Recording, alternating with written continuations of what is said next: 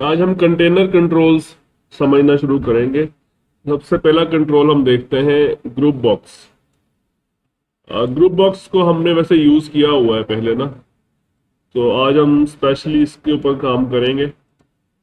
Group box का basically purpose क्या है इस कंट्रोल का, कि आप इसके जरिए ये वैसे अगर आप किसी भी कंट्रोल के ऊपर माउस लेके जाएंगे तो वो उसकी डिटेल आपको बताता है।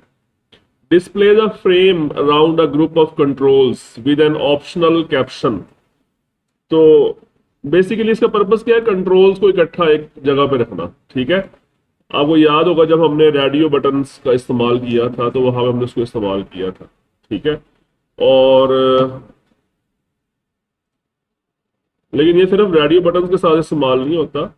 मतलब कहीं पर भी आप कोई रेलिवेंट कंट्रोल्स को आप इकट्ठा करना चाहते हैं, अगर आप एक स्टूडेंट का एडमिशन फॉर्म बना रहे हैं और उसमें आपने चाहते हैं कि मैंने उसका पर्सनल जो डाटा इनपुट लेना है वो एक अलहदा बॉक्स के अंदर रखूं, और जो उसके एजुकेशनल डाटा इंफॉर्मेशन लेनी है मैंने, कि उसने मैट्रिक कब किया, इंटर कब किया उसने, वो वाली इंफॉर्मेशन एक अलहदा ग्रुप के अंदर रखूं। और उसके अलावा अगर कोई उसकी अचीवमेंट्स हैं, हॉबीज वगैरह हैं, उसको एक अलहदा ग्रुप के अंदर रखें, तो फिर आप इसको इस्तेमाल करेंगे। ठीक है, ये आपके सामने है। ये अब ये इकट्ठा मूव होगा। ठीक है,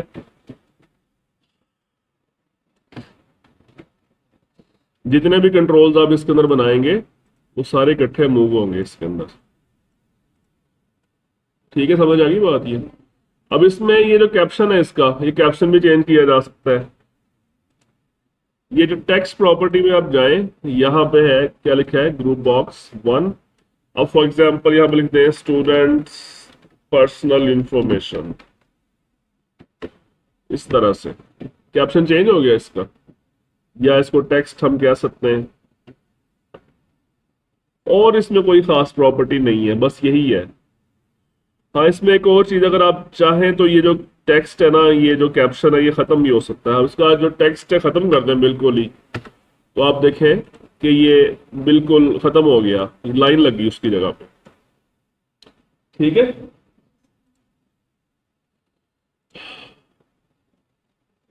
तो हम एक और फॉर्म क्रिएट करते हैं।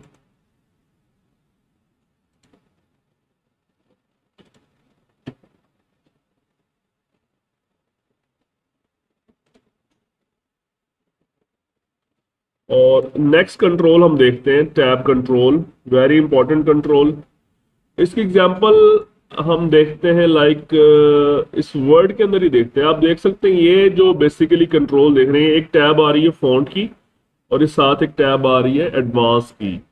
ये बेसिकली टैब कंट्रोल है, इसमें टैब्स बनी हुई हैं, और ये ऐसी जगहों पे इस्तेमाल किया जाता है जहां पे आपके पास बहुत ज्यादा कंट्रोल्स चाहिए आपको, लेकिन जगह कम है आपके पास।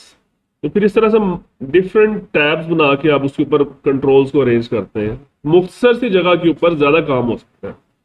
ठीक है, तो हम इसको कैसे यूज करेंगे देखें। टैब कंट्रोल, ये हमारे पास टैब कंट्रोल आ गया। बाय डिफॉल्ट इसमें ऑलरेडी दो टैब पेजेस बने हुए हैं। ठीक है, तो ये टैब पेजेस आप इंक्रीज भी कर सकते हैं। आप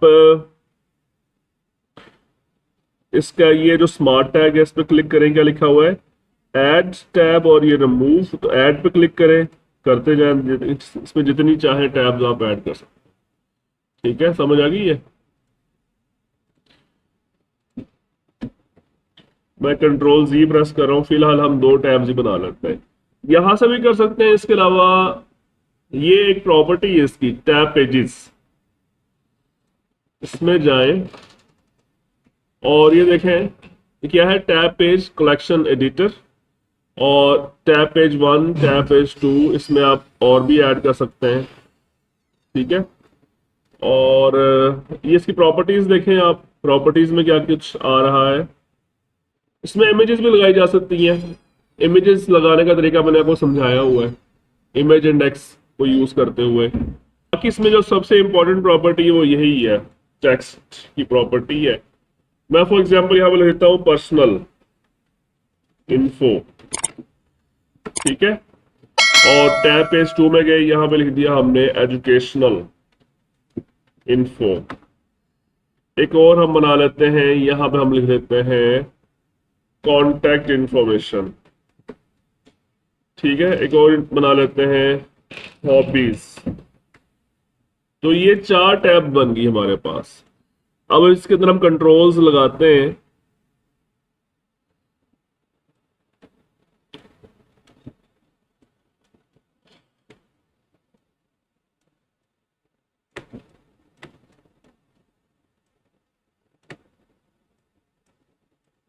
ये हमने 8 कंट्रोल्स लगा दिए, इसके ऊपर हम एक बटन भी लगा देते हैं। ठीक है, अब आप सेकंड टैब में जाएं, ये देखें बिल्कुल खाली है। ठीक है, यहां पर भी आप कुछ कंट्रोल्स लगा देते हैं।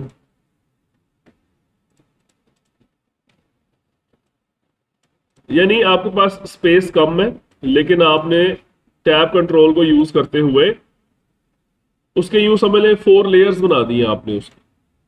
ठीक है, इसी तरह कॉन्टैक्ट इन्फॉर्मेशन में अलग काम कर सकते हैं, हॉबीज के ऊपर अलग काम कर सकते हैं। ये चीज समझ आई? Yes.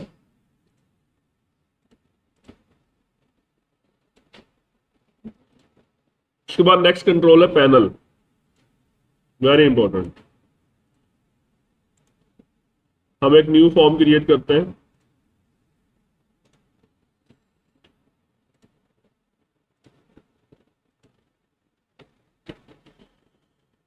पैनल के ऊपर माउस लेके जाएंगे, हमें क्या लिखा हुआ है, enables you to group collections of controls. इसके जरिए आप ये पैनल के अंदर भी आप कंट्रोल्स को रख सकते हैं। ठीक है, लेकिन इसमें ग्रुप बॉक्स में और इसमें क्या डिफरेंस है? सबसे पहला डिफरेंस तो आपको ये नजर आ रहा होगा, इसमें टेक्स्ट प्रॉपर्टी नहीं है। ठीक है, और एक और प्रॉपर्टी है, उसका नाम है ऑटो स्क्रॉल। ये देखें, ये आई थिंक ग्रुप बॉक्स के अंदर नहीं है ये ऑटो स्क्रॉल। देखें यहां पे नहीं है ग्रुप बॉक्स के अंदर, ये इधर है पैनल के अंदर ऑटो स्क्रॉल। ये मेन प्रॉपर्टी है जिसकी वजह से इन दोनों में डिफरेंस है। ऑटो स्क्रॉल का मतलब क्या है? तो मतलब इसमें ये होता है कि अगर समटाइम्स हमारे जो कंट्रोल्स हैं वो बढ़ जाते हैं, स्पेस हम इतनी ही रखना चाहते हैं। मैं वो इसकी प्रैक्टिकल एक डेमोन्स्ट्रेशन दिखाता हूं। ये हमारा पैनल है और हमने एक और फर्ज करें एक और पैनल यहां बना लिया। ठीक है, और एक बटन बना लेते हैं।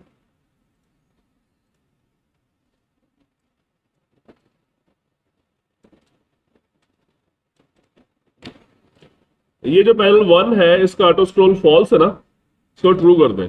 Auto scroll true. ओके, अब बटन 1 पे क्लिक करें, बल्कि उससे पहले हम बनाते हैं एक टेक्स्ट बॉक्स। टेक्स्ट बॉक्स कहां बनाया हमने, ये देखें यहां पे। अब आप इसकी लोकेशन नोट करें। लोकेशन क्या है इसकी, क्या लिखी हुई है? 147 और 16। 147 is from left side and 16 is from top side. ठीक है, इसको मैं नोट कर लेता हूं अपने पास नोट पैड में। 147 एंड 16। ठीक है, अगर मैं इसके नीचे एक और टेक्स्ट बॉक्स क्रिएट करता हूं यहां पे, इसकी लोकेशन क्या आ रही है देखें आप जरा।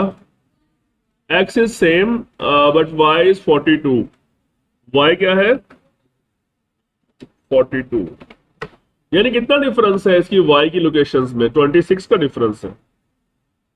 26 का डिफरेंस है ना ये। अब ये जो कंट्रोल है ना, मैं फिलहाल इन दोनों को कर रहा हूं खत्म। मैं सिर्फ इनकी लोकेशन का एक आइडिया देखना चाह रहा था, ये लोकेशन क्या बन रही है इनकी। बटन 1 पे डबल क्लिक करें और ये जो टेक्स्ट बॉक्सेस हैं इनको हम डायनामिकली क्रिएट करेंगे। समटाइम्स ऐसे होता है कि हमें डिजाइन करते हुए हमें कोई आइडिया नहीं होता कि कितने टेक्स्ट बॉक्सेस बनेंगे।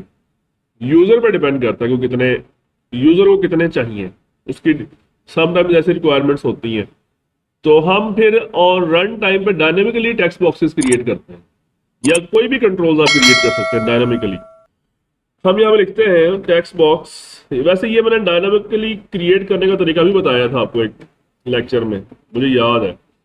Text box 1 is equal to new text box, ठीक है। और इसको हम रख देते हैं लूप में।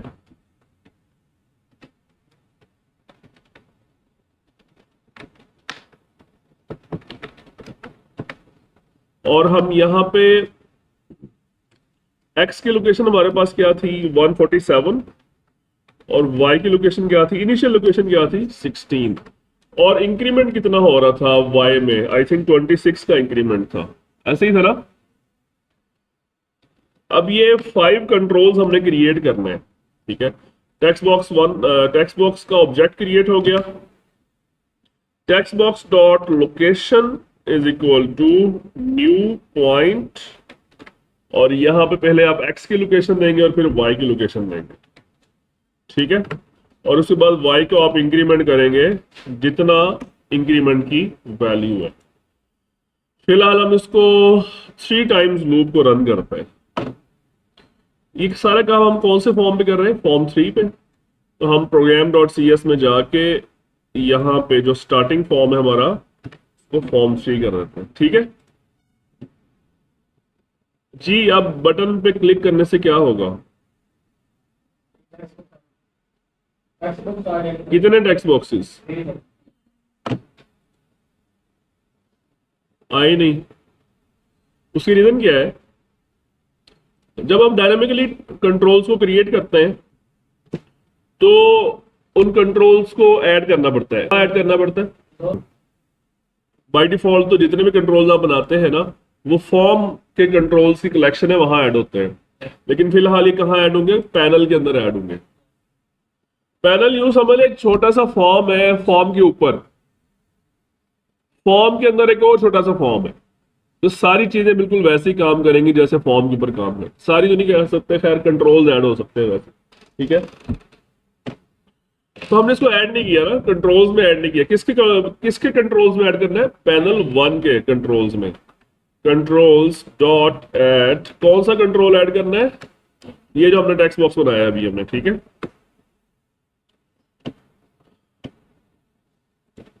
तो ये 3 टेक्स्ट बॉक्सेस आ गए। अब अगर हम इसका, अच्छा पैनल का बॉर्डर नहीं आ रहा, बॉर्डर लगाते हैं उसका, बॉर्डर स्टाइल नन लिखा हुआ है ना, इसको फिक्स सिंगल कर देते हैं, ठीक है। और अभी 5 कंट्रोल्स करते हैं, क्या ये इसकी रेंज के अंदर आ रहे हैं।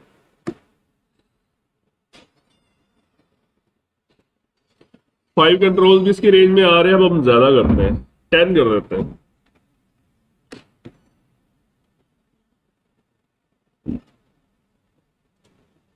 ओके अब ये देखें, ये हमारे पास स्क्रॉल बार आ गई। ये जो चीज है ना, ग्रुप बॉक्स के अंदर नहीं है, ठीक है। वैसे तो पैनल के अंदर जो कंट्रोल्स हैं वो आप रन डिजाइन टाइम पे भी ऐड कर सकते हैं। ये तो मैंने रन टाइम पे किया ना सारा काम, डिजाइन टाइम पे भी ऐड होता है, ठीक है। सिर्फ रन टाइम पे ऐड नहीं होता, डिजाइन पे भी ऐड होता है। ओके, तो ये ऑटो स्क्रॉल समझ आ गया, और आपको डिफरेंस समझ आ गया ग्रुप बॉक्स में और पैनल में क्या डिफरेंस है।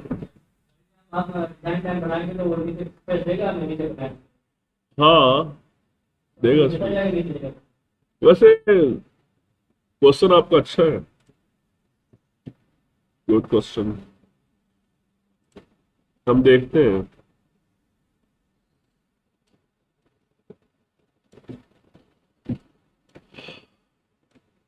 क्वेश्चन ये है कि क्या ये काम डिजाइन टाइम में हो सकता है, ये हमें स्पेस देगा वहां पे बनाने के लिए,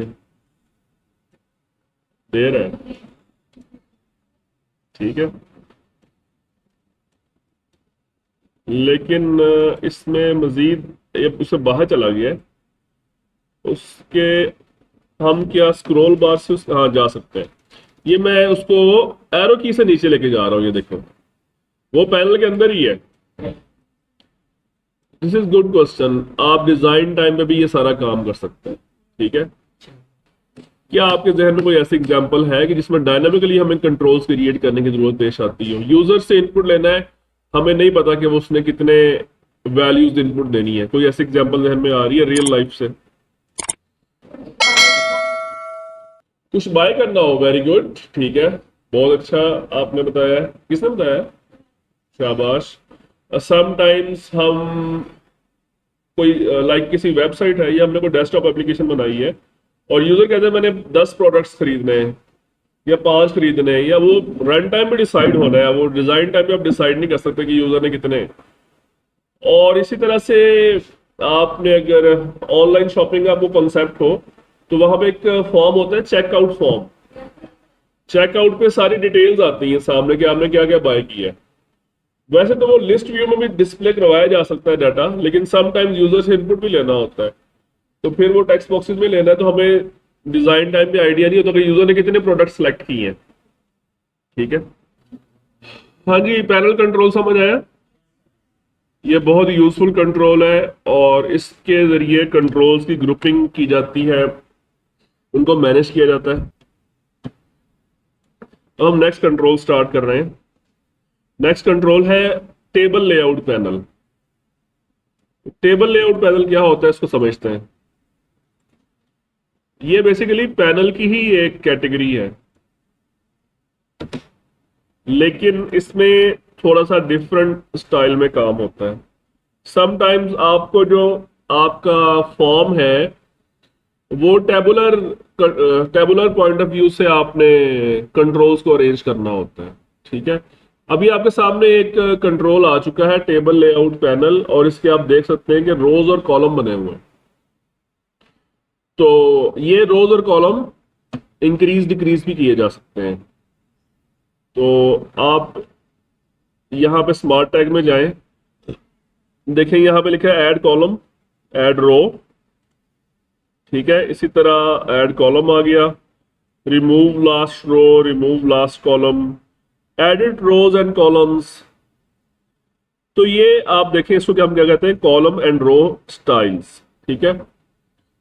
अभी क्या शो कर रहा है आपको, कॉलम्स शो कर रहा है। यहां से आप सिलेक्ट करें, रोज पे क्लिक कर दें तो अब रोज आपको दिखाएगा। ठीक है। तो कॉलम्स यहां पे हम मजीद भी ऐड कर सकते हैं, ये कॉलम्स और आ गए, और इनको डिलीट भी कर सकते हैं।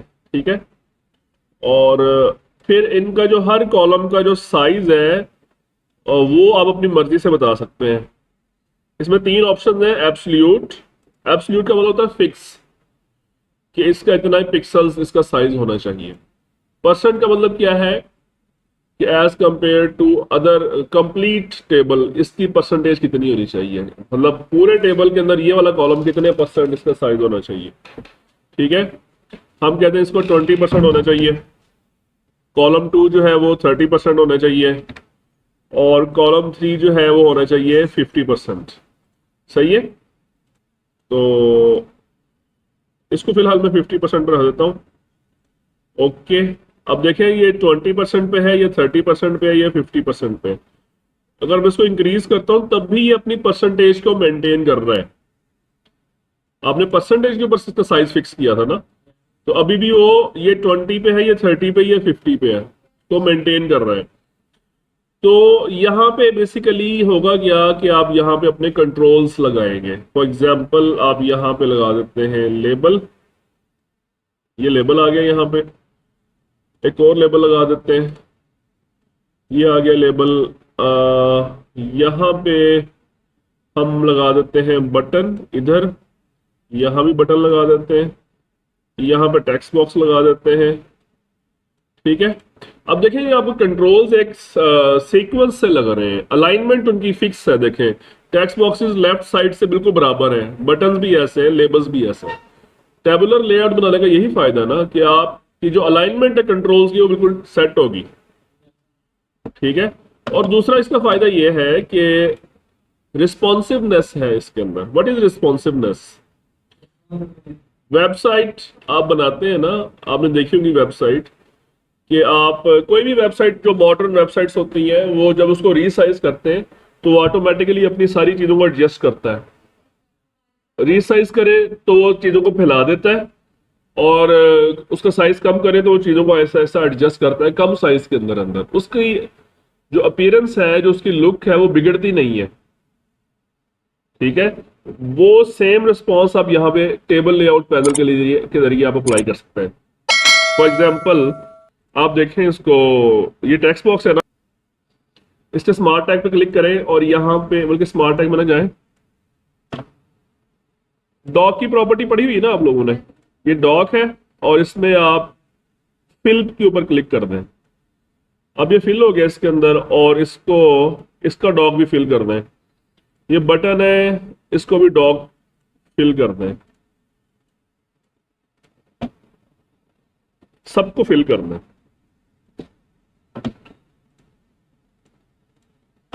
ठीक है, और ये जो लेबल्स हैं इनकी आप अलाइनमेंट कर दें मिडल लेफ्ट या जो भी आप करना चाहते हैं, मिडल सेंटर कर दें। और ये जो है टेक्स्ट बॉक्स इसको मल्टी लाइन ट्रू कर दें इस तरह से।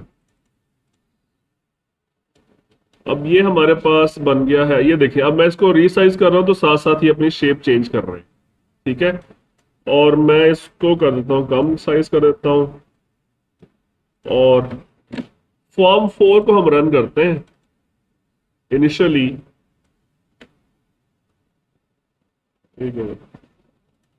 F5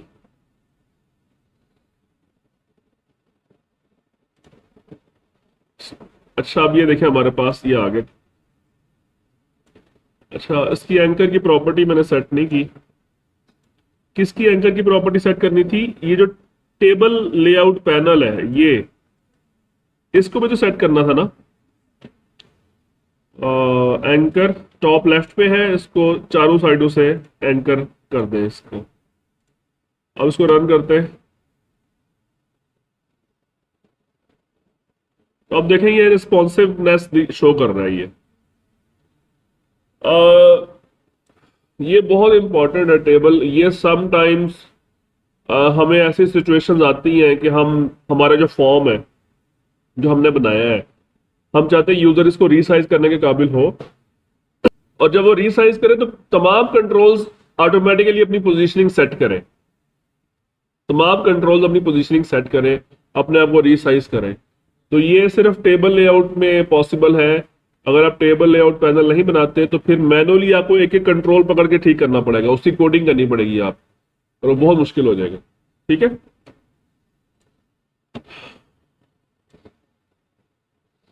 नेक्स्ट है जी flow layout panel. Flow layout panel को यूज करते हुए हम एक बड़ी इंटरेस्टिंग चीज बना सकते हैं। साइड बार का नाम सुना है आप लोगों ने? Side bar, side menu. अमूमन कुछ वेबसाइट्स होती हैं वो लेफ्ट साइड पे मेन्यू आ रहा होता है, ऐसे मुख्तलिफ ऑप्शंस आ रहे होते हैं उसमें। तो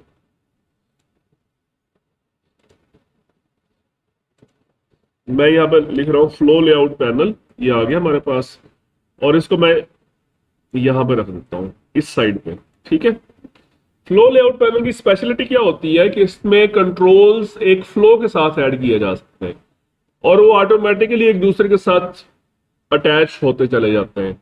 यानी मैं यहां पे बना रहा हूं बटन, फॉर एग्जांपल ये बटन आया यहां पे, उसने खुद ब खुद उसको ऊपर की जानिब सेट कर दिया। मैंने दरमियान में रखा था, उसने खुद ब खुद उसको ऊपर एक फ्लो की शक्ल में उसको फेंक देता है। मैंने एक और बटन बनाया, इसको भी उसने साथ सेट कर दिया यहां पे। ठीक है, और फिर एक और, जितनी उसको स्पेस मिलेगी वहां पे वो उसको एडजस्ट करता चला जाएगा, एक के बाद दूसरा, दूसरे के बाद तीसरा। ठीक है, ऑटोमेटिकली एडजस्ट करेगा। अगर इसमें इसका रीसाइज करता हूं तो ये देखें, ये ऑटोमेटिकली उनकी पोजीशनिंग फ्लो लेआउट के हिसाब से चेंज कर रहा है। इन बटन को हम साइज इंक्रीज कर देते हैं इस तरीके से।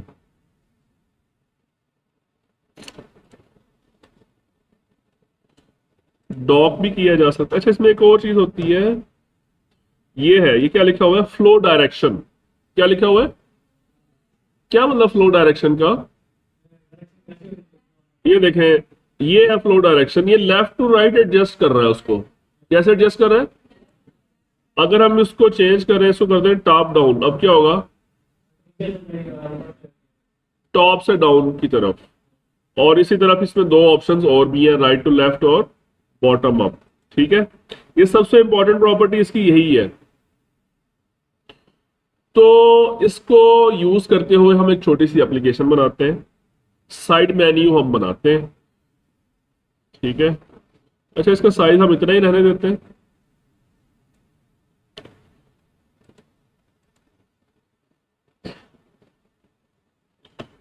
इन सबको सिलेक्ट करते हैं और फ्लैट स्टाइल हम कर देते हैं फ्लैट, और इनका हम साइज चेंज करते हैं सबका। हाइट हम कर देते हैं 35, विड्थ इसकी तकरीबन ठीक है, विड्थ भी इंक्रीज कर देते हैं।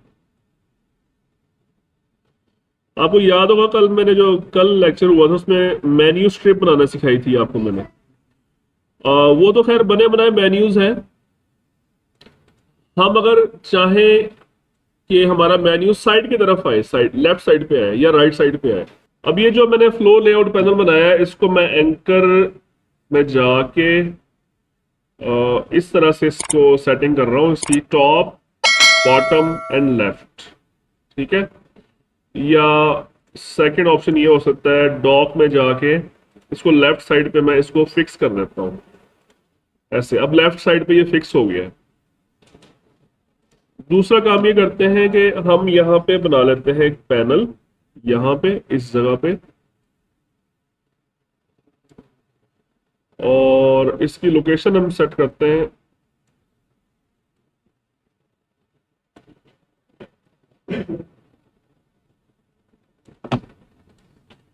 लोकेशन इसकी क्या है, ये पैनल हमने के राइट साइड में बना लिया और प्रोग्राम डॉट सी एस में चलते हैं। फॉर्म 5 को रन करना है ना हमने, फॉर्म 5,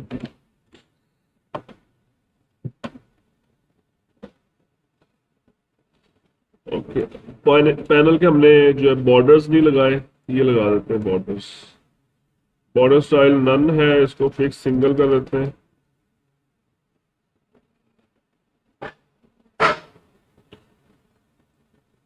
अच्छा, ये हमारा परफेक्टली वर्क कर रहा है। बटन जो हमने बनाया फॉर्म 1, हम ये चाहते हैं कि इस पर यूजर क्लिक करे तो फॉर्म 1 का जो ऑब्जेक्ट है वो उस पैनल के अंदर डिस्प्ले हो। तो हम फॉर्म 1 का बनाएंगे एक ऑब्जेक्ट और इसकी प्रॉपर्टी है टॉप लेवल, इसको करेंगे फॉल्स। और फिर पैनल, जिस पैनल के अंदर उसको ऐड करना है उसके कंट्रोल्स कलेक्शन में जाके इस फॉर्म को ऐड कर देंगे और उसके बाद उसका शो का मेथड कॉल कर देंगे, ठीक है। क्लियर। जो डेस्कटॉप एप्लीकेशन होती है वो इसी तरीके से वहां पे मेन्यूज बना के फिर उनका आगे यहाँ पे फॉर्म्स को डिस्प्ले करवाया जाता है। फॉर एग्जांपल मैं यहाँ पर रहता हूँ परचेजेस का, परचेजेस, सेल्स, प्रोडक्ट्स, रिपोर्ट्स कि मैं यहाँ पे मेन्यू बना दूंगा, यूजर यहाँ पे क्लिक करेगा और उसके यहाँ पे वो डाटा खुलता जाएगा ये, ठीक है।